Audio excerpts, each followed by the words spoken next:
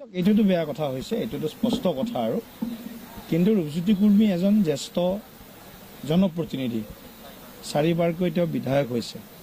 যেতিয়া এজন বক্তাই বক্তব্য দি থাকে, মই সংসদ পৰিচালনা কৰোঁ, সেই বক্তাজনৰ বক্তব্য দি থাকোঁতে বাকীসকলে শুনাৰ এটা পৰম্পৰা আছে।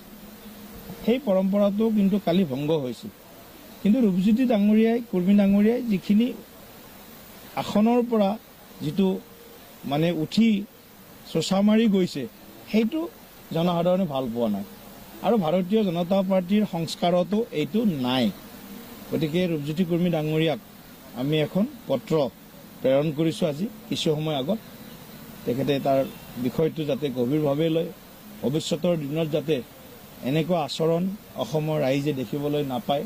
কাৰণ তেওঁ এজন চাহ জনগোষ্ঠীয় নেতাটো হয়েই, কিন্তু এজন 4বাৰকৈ নিৰ্বাচিত প্ৰতিনিধি, জ্যেষ্ঠ বিধায়ক। গতিকে মানুহে বহুত বেছি আশা কৰে জ্যেষ্ঠ বিধায়কৰ পৰা। গতিকে মই ভাবোঁ ৰূপজ্যোতি কুৰ্মী এই আচৰণ তেওঁ ইতিমধ্যে ক্ষমা বিচাৰিছে।